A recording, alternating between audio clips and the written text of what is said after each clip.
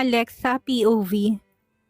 Sir, ano na po ang gagawin ko ngayon? I mean, wala pa po ba kayong trabaho na ibibigay sa akin? Kinakabahan kong tanong. Bakit ba kasi kailangan niya pang mag-lock ng pintuan gayon nakaalis naman na sila ni Daniel? Imposibleng babalik pang mga yon dahil pinalayas niya na nga, di ba? Nakasimangot na naman siya pero kailangan ko na talagang magtanong sa kanya.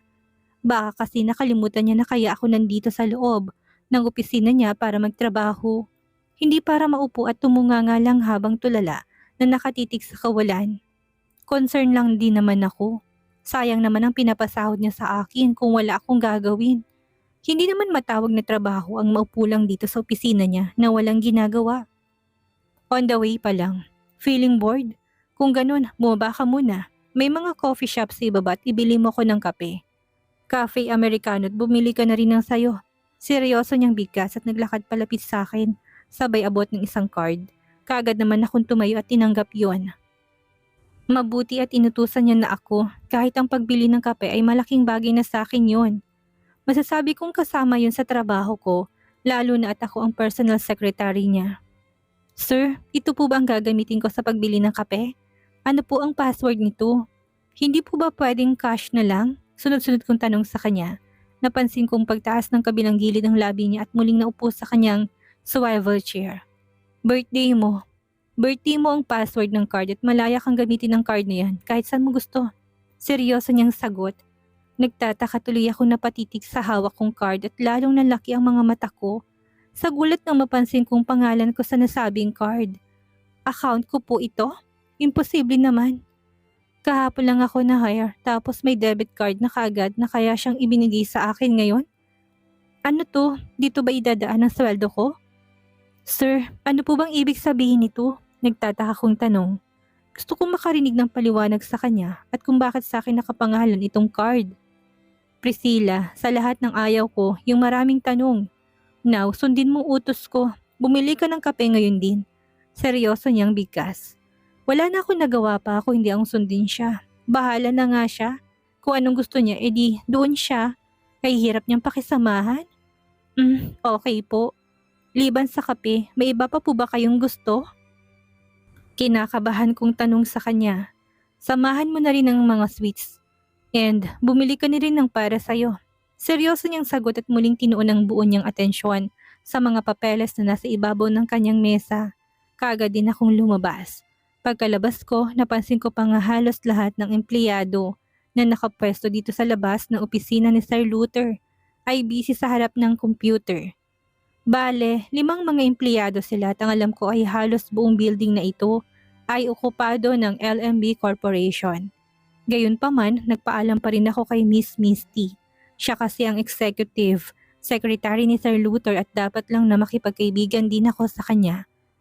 Mamaya ang uwian, aalamin ko din kung saang department na assign si Risa. Diretso ako sa elevator at pinindot ang ground floor.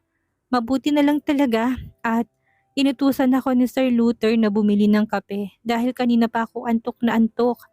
Bakit pa kasi sobrang tagal may deliver ng table na gagamitin ko? Pagdating ng ground floor, may nakita kaagad ako isang coffee shop. Dali-dali ako naglakad patungo doon at pumasok sa loob. Medyo maraming customers kaya pumila kaagad ako habang patuloy ang pag-ikot ng paningin ko sa buong paligid. Yun nga lang, hindi ko mapigilan ng magulat nang mapansin ko sila Alvira sa isa sa mga table. May kape at sweets sa harapan nila at tabalang dalawa sa paglalampungan. Iniiwas ko na sanang paningin ko sa kanila kaya lang napansin ko nakita naman ako ni Daniel. Napansin kong parang may ibinulong pa si Daniel kay Alvira saka tumayo at naglakad palapit sa akin. Hey Alexa, kamusta? Ano nga palang ginagawa mo sa office ni Kuya? Don't tell me na isa ka na sa mga babaeng kinahuhumalingan niya. Pampalipas oras kapag pagod na siya sa trabaho. Natatawa nitong wika at halatang sinadya niya pa talagang lakasan ang boses niya para siguro ipahiya ako sa iba pang mga customers. Watch your language, Daniel. Isa pang maling salita at makakarating to kay Sir Luther. Seryoso kong sagot sa kanya. Isang malakas na tawa ang namutawi sa bibig nito bago ako sinipat ng tingin mula ulo hanggang paa. What? Wow! Hindi ko alam kung saan ka kumuha ng lakas ng loob para pagbantaan mo ko ng ganyan, Alexa. Isa lamang kitang hamak na ex-girlfriend at nang hiniwalayan kita. Sa uncle ko naman ikaw dumikit-dikit. Ang kapal din naman ng mukha mo. Seryoso niyang bigkas. Bulungan ang mga naririnig ko sa buong paligid kaya hindi ko mapigilan na makaramdam na hindi namang matinding inis. Hindi ako dumikit sa uncle mo at wala akong balak na pumatol sa kanya. Masama na ba ngayon ang maging empleyado ng LMB? Palibhasa kasi ang kitid ng utak mo. Kaya ka ganyan. Galit kong sagot sa kanya. Ikaw? Empleyado na ng LMB? Nagpapatawa ka ba? I know Uncle Luther. Mahilig siya sa mga babaeng magaganda at virgin. Kaya kasiguro niya kinuha. Magkano? Magkano ang ibinayad niya sa'yo at tatapatan ko para sa akin ka nalang pumatol? Seryoso niyang tanong sa akin. Lalo namang nagpuyot sa galit ang kalooban ko. Dahil sa sinabi niya, sa mahigit 2 taong tayong magkarelasyon, nihalik ayaw mo. Tapos malalaman ko na lang nakasama mo si Uncle ngayon? I think kulang ka lang sa pera eh. Palibhasa kasi. Dukha ka. Kaya siguro ginamit mong charm mo para mapalapit kay Uncle Luther. Seryoso niyang wika na sinabayan niya pa ng nakakainsultong pangngisi. Kaagad na naningkit ang mga mata ko sa galit dahil sa sinabi niya. Ang kapal na mukha para sabihin niyang katagang yon gayong sa aming dalawa, siya itong nagloko. Talaga? At saan ka naman kukuha ng pera kung sakaling pambayad sa akin? Sa Uncle Luther mo? Ang lakas ng loob mong magmalaki sa akin gayong kahit na sarili mo, hindi mo pa kayang buhayin. Galit ko ring sagot sa kanya. Yes, dinig na dinig ng dalawa kong tenga ang pag-uusap nila kanina at kanina ko lang din nalaman na wala naman palang binatbat ang Daniel na ito. Nakaasa naman pala sa uncle niya pero ang lakas ng loob na magmalaki sa akin. Kaagad ko namang naramdaman ang paglapit ni Alvira.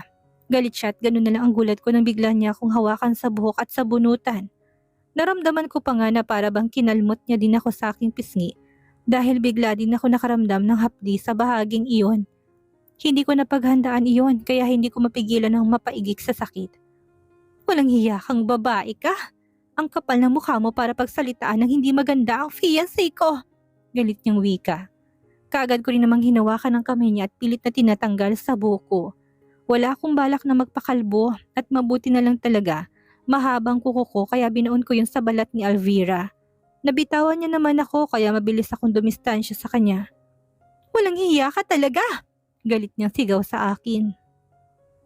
Pagak naman akong natawa. Talaga yatang gustong ubusin ng babaeng ito ang pasensya ko.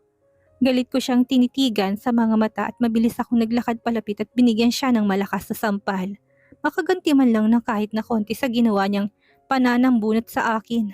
Ako na ngayon ang lumalabas na walang hiya. Gayong kung tutuusin, anak ka lang ng kabit ng tatay ko. Galit kong sigaw. Natigilan to, kitang-kita kong pagkapahiya sa mukha niya. Lalo na't nag-umpisa na namang magbulungan ang mga tao sa paligid namin. Ang nanay mo at ikaw ang dahilan kaya nagkahiwalay ang mga magulang ko. Tapos inulit mo na naman sa akin ngayon. Bumuka ka sa harap ni Daniel and congratulations, nagtagumpay ka din. Pero ayos lang, wala na rin naman akong pakialam sa lalaking yan. Sayong-sayo na siya dahil bagay naman kayo. Isang malandi at isang mahilig. Galit kong bigkas. Alexa, sumusobra ka na talaga. Makikita mo, makakarating to kay Uncle. Kung empleyado ka man sa kumpanya niya, sisiguraduhin ko na ito ng huling araw mo. Galit namang sabat ni Daniel. Kaagad ko naman siyang tinaasan ng kilay. Sino ang tatakutin niya? Ako? Kanina nga lang gusto ko nang mag-quit ka agad sa trabaho eh. Di gawin mo. Bumalik ka doon sa opisina at kausapin mo siya. Sabihin mo na sisantihin ako para makita ko rin kung gaano kakalakas sa uncle mo. Galit kong sagot sa kanya at walang lingon-lingon na naglakad palabas ng coffee shop. Babalik na lang ako ng opisina nang walang nabili na kahit na ano. Bahala na kung magalit si Mr. Luther Blanco. Kung sakaling pakinggan niya ang baliw niyang pamangkin na si Daniel, bahala siya. Basta ako, wala rin naman akong pakialam kung hindi na ako makakabalik dito sa opisina bukas. Mas maganda nga yun.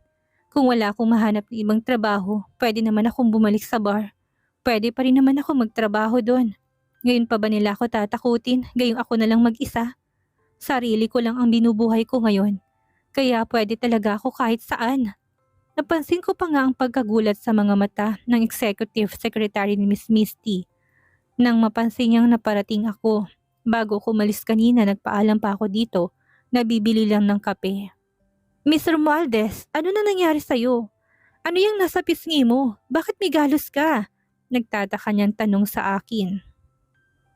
Wala sa sariling napahawak ako sa aking pisngi at hindi ko mapigilan ang mapangiwi nang maramdaman ko na mahapdi yun. Nakalmot nga pala ako ng mahabang kuko ni Alvira kanina. Lintik na babaeng yun. Makikita niya talaga. Sa susunod na encounter namin, lalabanan ko na talaga siya ng patayan. Ayos lang ako, Miss Misty. Si Sir Luther, nasa loob pa ba ng opisina? Mahinang tanong ko. Kaagad naman siyang tumango. Oo naman, hindi pa naman siya lumalabas simula kaninang umaga. Sagot niya sa akin sabay kuha ng tissue paper at inabot sa akin. Pagkatapos mong mag-report kay Sir Luther, bumalik ka dito. May first aid kit naman tayo dito sa loob ng opisina at ako nang gagamot sa sugat mo sa pisngi. Nakangiti niyang sagot sa akin. Isang alanganing pagtango ang naging sagot ko sa kanya at naglakad na patungo sa pintuan ng opisina ni Sir Luther. Kumatok lang ako ng 3 beses sa dahan-dahan na binuksan yon at pumasok sa loob. Nang maramdaman marahil ni Sir Luther ang presensya ko, kaagad din naman siyang nagangat ng tingin at direktang tumitig sa akin. Napansin kong kaagad na napakunot ang noo niya habang nakatitig sa aking muka. Anong nangyari sa'yo? Saan gyara ka galing at bakit ganyan ang itsura mo? Malakas na may halong galit sa boses at tanong niya. Ewan ko kung anong ikinagagalit niya. Siguro napansin niyang wala akong bitbit na kape kaya biglang uminit na naman ang kanyang ulo. Sorry, hindi ako nakabili ng kape dahil napatrobol ako sa ibaba. Mahinang sagot ko sa kanya. Wala naman akong balak na itago sa kanya mga nangyari kanina. Lalo na't alam kong magsusumbong din naman ang Daniel na iyon sa kanya eh. Napansin ko mabilis naman siyang napatayo sa kanyang swivel chair. Mahaba ang hakbang na naglakad palapit sa akin habang salubong ang kanyang kilay. Sino ang nanakit sa'yo? Bakit may sugat ka sa pisngi? Sa sobrang lakas ng boses niya, hindi ko mapigilan na mapapitlag. Kitang-kita kong galit sa mukha niya sa hindi ko malamang dahilan. Ano kasi eh, nagkita kami nila Daniel at Alvira sa ibaba at nagkasagutan kami.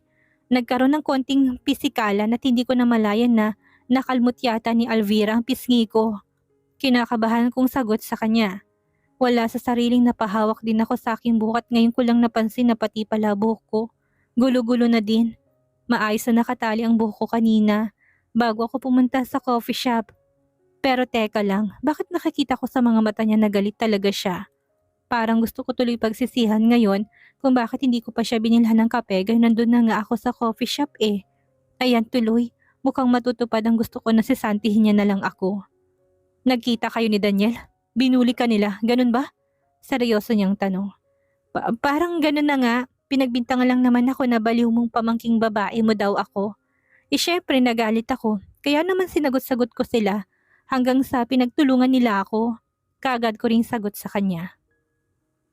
Kailangan ko talagang magpaliwanag sa kanya para hindi sa akin mapunta lahat ng sisi.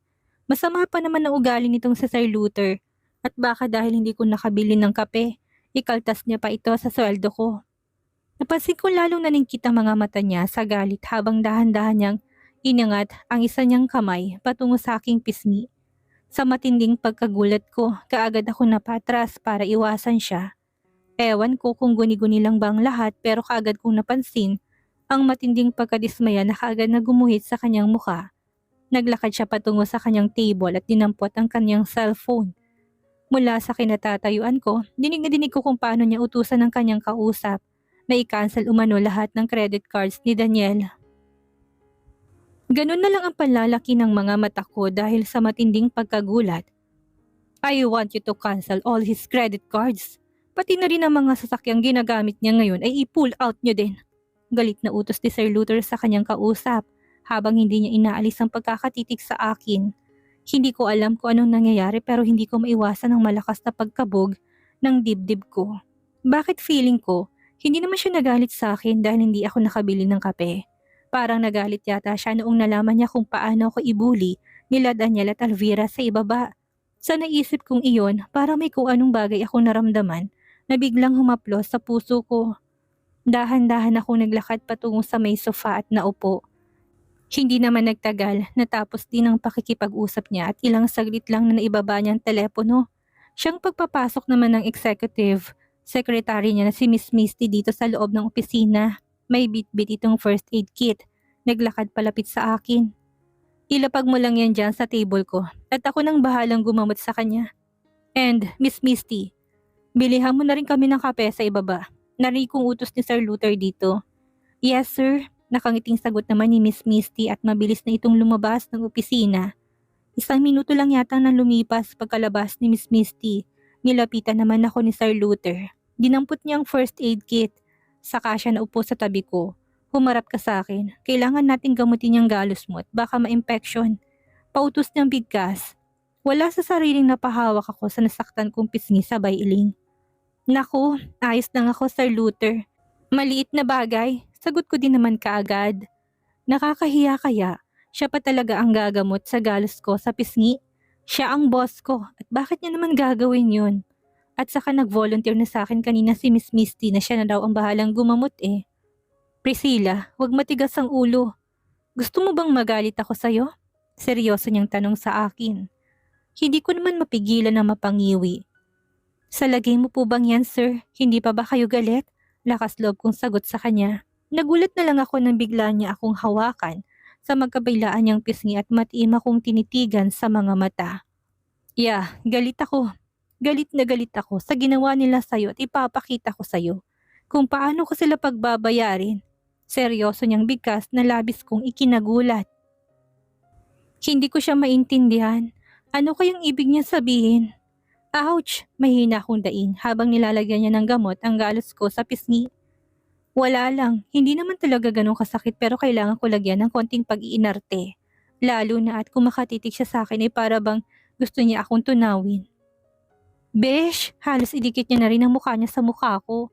Kaya amoy na amoy ko yung mabango niyang hininga. Ako lang to nag-alangan dahil medyo matagal-tagal na akong hindi nakakabisita sa dentist para magpalinis ng ngipin.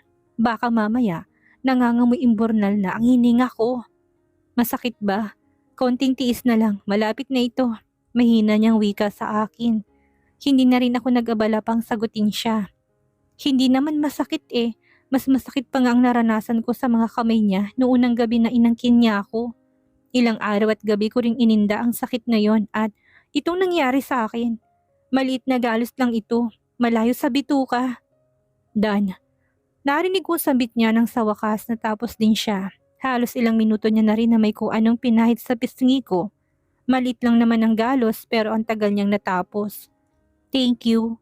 Pasensya ka na sa nangyari Sir Luther. Pati tuloy ikaw na istorbo dahil sa akin. Nahiya akong sagot sa kanya. Pasimple akong umusog palayo sa kanya dahil hindi ko talaga siya maintindihan. Bakit wala yata siyang balak na dumistansya sa akin na kahit kaunti lang? Hindi niya ba alam na nakakasuffocate ang presensya niya? Kung ako ang tatanungin, mas hamak na gwapo sa Sir Luther compare kay Daniel. Nitong huli ko lang na-realize na napaka-plain ni Daniel. I mean, oo gwapo, pero sobrang nag-uumapaw ang kayabangan sa katawan. Gayong wala naman palang utak, walang binatbat kay Sir Luther na hindi na kailangan pang magsalita. Dahil sa postura pa lang nito, masasabi mong hindi siya basta-bastang tao. Saka feeling ko ang tali-talino niya din. Parang kay sarap tuloy magpalahi sa kanya dahil sa ngayon, no way and no no. Wala na akong balak pang pumatol sa mga lalaki. Wala na akong balak na pumapag-ibig. Nakakatrauma kaya ang nangyari sa relasyon naming dalawa ni Daniel. At saka feeling ko wala na akong karapatang umibig pa. Hindi na ako virgin eh. Wala na akong ipagmamalaki pa sa magiging boyfriend ko. Sa naisip kong yun, hindi ko mapigilan ng mapangiwi. Ngayon ko lang lubusang na-realize na kung saan na pala ako inabot ng aking imagination. Masyado na akong nakakahiya. Are you okay? Masakit pa rin ba? Hindi ko pa nga mapigilan na mapapitlag sa gulat nang bigla na naman siyang nagsalita. Wala sa sariling napatitig ako sa kanya sabay iling. Ha? Wala. Ayos lang ako. I swear, ayos na. Hilaw ang ngiti sa labi na sagot ko. Gosh, bakit? Ano bang nakikita niya sa akin? Bakit niya kaya naitanong yun? I can help you in my little way para mawala ang sakit. Just close your eyes. Nakangiti niyang bigkas habang malagkit siyang nakatitig sa akin. Kung ako kanina pa iwas na mapatingin sa kanya, Siya naman ay kumakatitig sa akin ay hayagan at wagas. Ha? Naku, hindi naman ako naniniwala sa magic eh. Kung ano ang nararamdaman ko ngayon, hindi magbabago yun hanggat hindi pa gumagaling ang galos ko. Alanganin ko sagot sa kanya. Napansin kong bigla na lang nagsalubong ang kilay niya dahil sa sinabi kong iyon.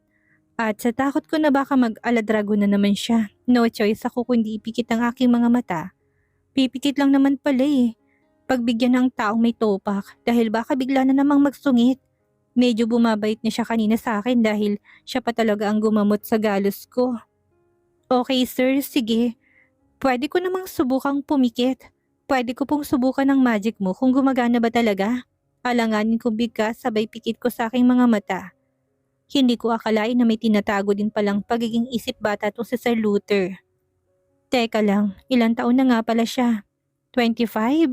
30? Hindi ko na natuloy pa ang panghuhula sa isipan ko tungkol sa edad niya. Nang bigla na lang akong napadilat nang maramdaman ko ang dalawa niyang kamay na nasa likod ng ulo ko, kasabay ng pagdampi ng labi niya sa labi ko.